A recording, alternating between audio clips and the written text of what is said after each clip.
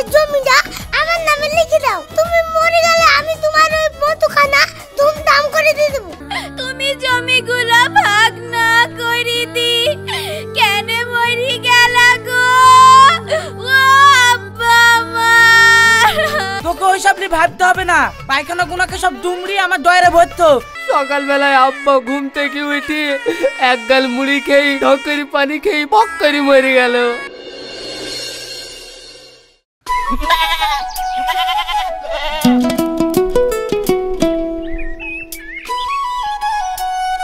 রৌশান, তোর সাথে দেখা হলো ভালোই হলো। এ দালে তোর সেই দিনকারের মুনিশ খরচের টাকাটা লে।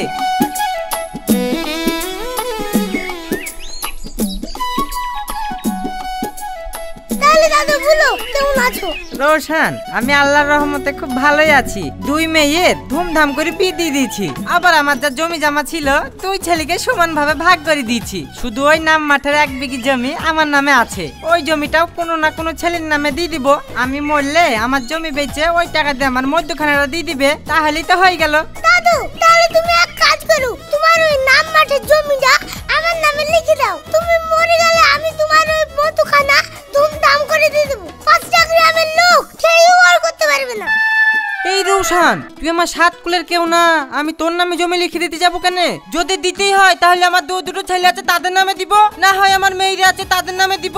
শোনো দাদু, তোমার ছেলেদেরকে তুমি না চিনলেও আমি ভালো করে চিনি। তুমি যে ছেলের নামেই দাও না কেন, তুমি মরে গেলে ওই জমি সে এলে নেবে। আর তুমি যদি কারোর নামে লিখে না দাও তাহলে ওই জমি 4 জনেতেই ভাগ করে নেবে, তোমার মতখানা আর হবে না। শোন রৌশান, তোর এই কথা আমি মানতে পারলাম না।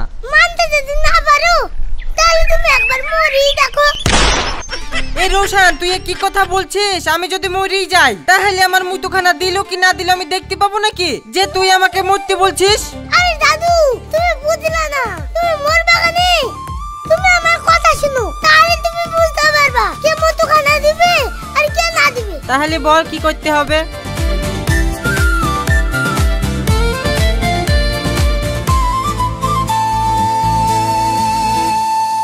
সবই তো বুঝলাম দাদু, কিন্তু তোমার এই চুলদার ডিজিটাল পদ্ধতি কেন?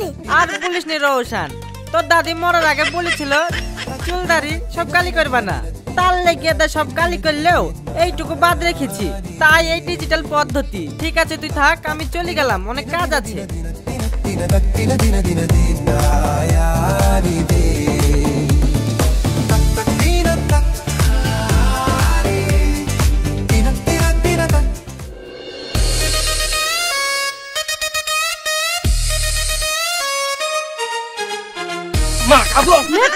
মেম্বারশিপ তাড়াতাড়ি চলেন। কেনেডি মামুন, কি হয়েছে? মেম্বারশিপ ওই সাহেবদের বাড়িতে ওরা 2 ভাই ঝামেলা লাগিয়ে দিয়েছে, আর বাপটা মনে হয় মরে যাবে। আপনি তাড়াতাড়ি চলেন। ওদের বাড়িতে ভাই ভাই ঝামেলা, আমি গিয়ে আবার কি করব? আরে মেম্বারশিপ আপনি বুঝছেন না, ওদের বাড়িতে মেলা জনসংখ্যা। আপনি যদি এই সমস্যাটা সমাধান করে দিতে পারেন তাহলে সব ভোটগুলো আপনি পাবেন। গতবার তো আপনাকে ভোট দেয়নি, ওই রাশিদের সব পয়সা খেয়ে ওই রাশিদিকে সব ভোট দিয়েছে। দেখছিলেন না ভোটের দিন কিরকম পুয়ায় পুয়ায় ঘুরছিল। এবার যদি আপনার কাছে খুশি হই আপনাকে ভোটগুলো দেয় তাহলে তো আপনারই লাভ হবে। তাই তো, তুই তো ঠিকই বলেছিস। এই তাড়াতাড়ি আমার হন্ডা বের কর।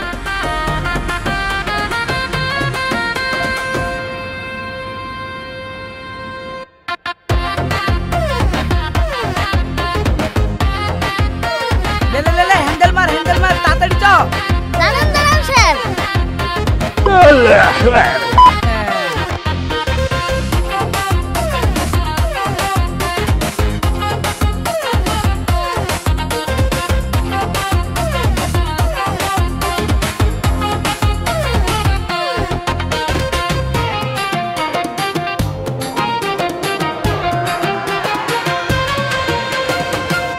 সেই 20 বছর আগে গাড়ি কিনেছিলেন, সেই গাড়িতে এখনো পাল্টালেন না। আরে এই গাড়ি আমার হিরো হন্ডা গাড়ি, তুই জানিস? গাড়ি স্টার্ট হবে। তুই দেখ।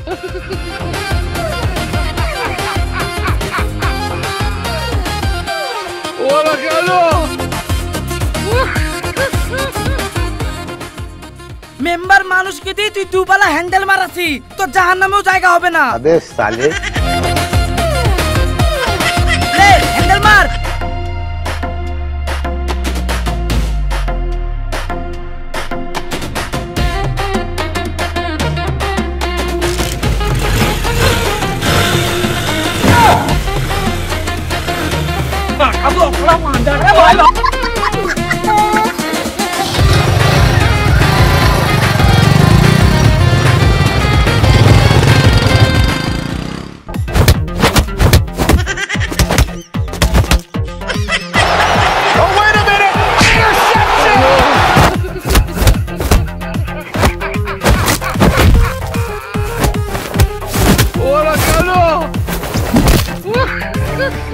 এই কি করছিস তোরা থাম থাম থাম।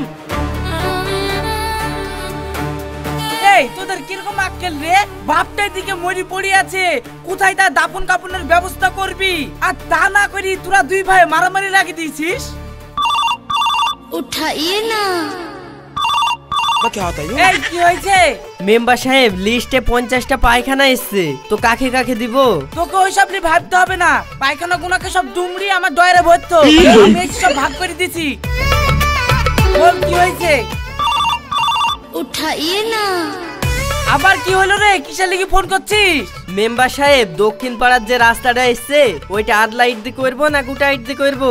আরে তোকে ওইসব নিয়ে চিন্তা করতে হবে না, ওই রাস্তাটা দুমড়ি আমার ডয়ারে ভরতো, আমি সব দেখছি। বল তাহলে। উঠাইয়ে না। কিরে তুই ফোন কাটলি কেনে? আরে মেম্বার সাহেব, আগে ওদের কথাটা শুনিলেন? এই মেম্বার তুই না আমি? কেনে আপনি? তাহলে আমার ফোন কাটলি কেনে? আর ফোন কাটবি বল, আর ফোন কাটবি বল। পাঁচ নম্বর গিয়া ভাইয়া। শালা জানোয়ার, প্রধান ফোন করেছে আর ও পক্কির ফোনটা কেটে দিয়েছে। জানিস এর জন্য আমাকে প্রধানের কাছে কত কৈফিয়ত দিতে হবে? বড় বড় নেতা হয়ে গেছে, নেতা হয়ে গেছে। হ্যাঁ বল সাহেব, কি বলছিলি? উঠাইয়ে না। শুনেন, ভোটের আর বেশি দেরি নাই, চুপচাপ ওদের কথাটা শুনেন, নাহলে এই ভোট কটাও পাবেন না। আপনার নিজের বই তো আপনাকে ভোট দেয় না। তাই তো হ্যাঁ বল সব। মেম্বার সাহেব আর বলেন না, সকালবেলায় আব্বা ঘুম থেকে উঠে এক গাল মুড়ি খেয়ে ঢকরি পানি খেয়ে বক্করি মরে গেল।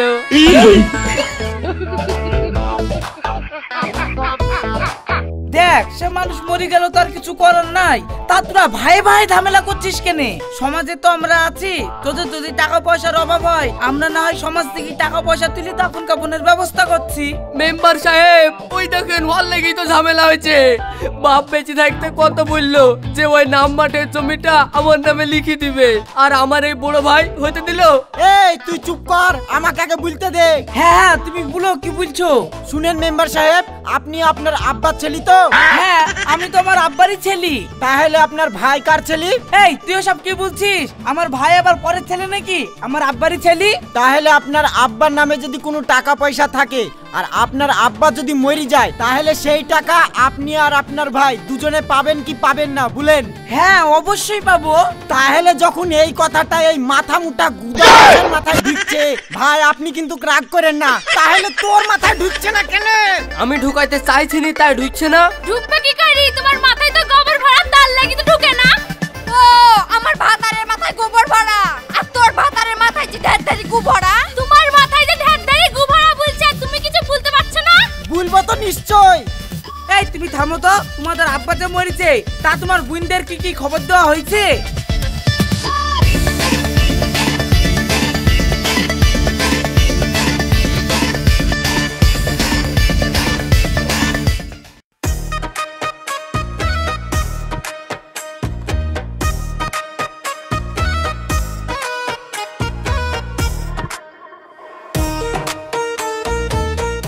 বোন, আসতে তো দেরি করলি কেন?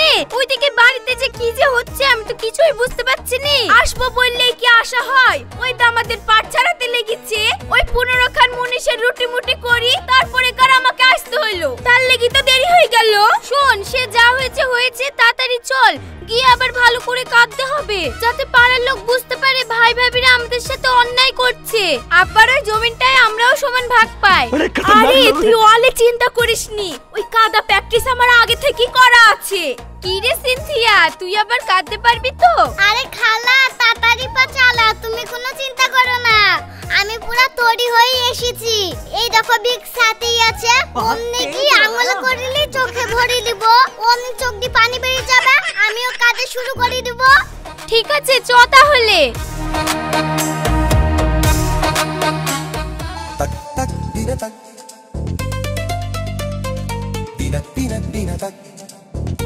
বোন, দুজনে একসঙ্গে ঢুকলে আবার সন্দেহ করবে। তুই খানিক বাদ দিয়ে আয়, আমি আর সিনথিয়া আগে ঢুকি, তারপরে তুই আসবি।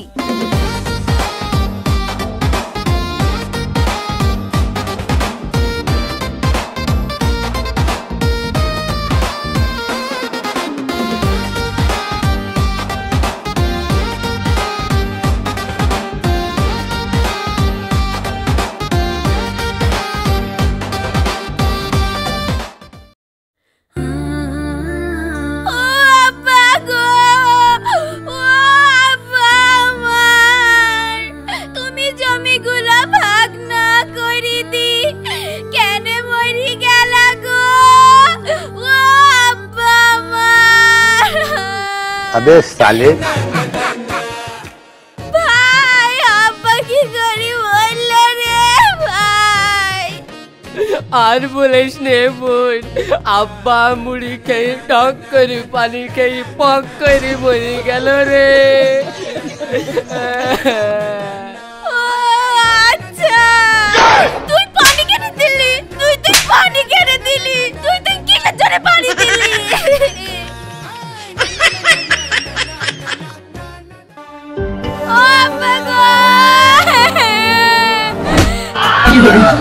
আব্বা তুমি কেমন আছো গো? আব্বা তো মরে গেছে। আব্বা তুমি কেন মরলা গো? আমার প্রাণের আব্বা, তুমি মোল্লা জমিগুলা ভাগ কেন করে দিলা না গো? আমার প্রাণের আব্বা।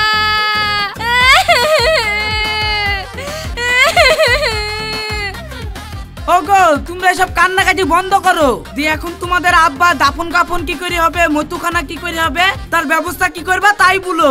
মেম্বার সাহেব, ওসব পরে হয়েছে, আগে আপনি আব্বা থাকতে আপনার জমিগুলা ভাগ করে দিয়ার ব্যবস্থা করে দেন গো। আমার প্রাণের আব্বা। মেম্বার সাহেব, বোন ঠিকই বলেছে। আব্বা থাকতে থাকতে আমাদের জমিগুলো আমাদের দুই ভাইকে ভাগ করে দে।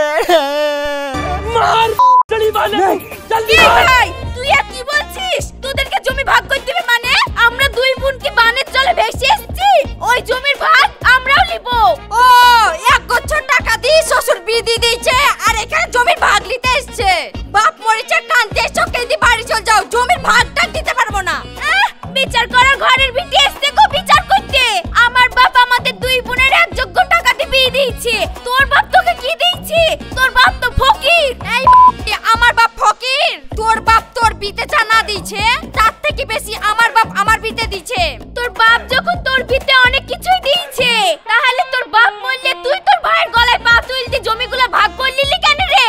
আমার বাপের ছিল তাই আমি ভাগ লিয়েছি। আর তোরা কেরি যে ভাগ নিতে এসেছিস? আব্বা মরে গেছে আর তোদের সাথে সম্পর্কও শেষ।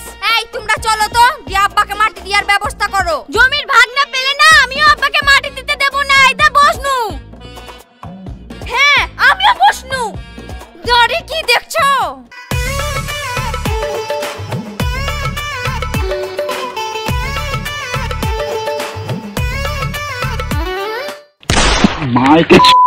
ये कैसे हो गया? ছাড় আমাকে। তোরা সব কেমন আমার ছেলে মেয়ে? আমি এইখানে মরে গেছি, কোথায় আমার দাফন কাফনের ব্যবস্থা করবি? তা না করে তোরা সব আমার জমি জায়গা ভাগ করতে এসেছিস। যা, এখন আমি আর মরবই না, আমার মরার ইচ্ছাটাই নষ্ট হয়ে গেল।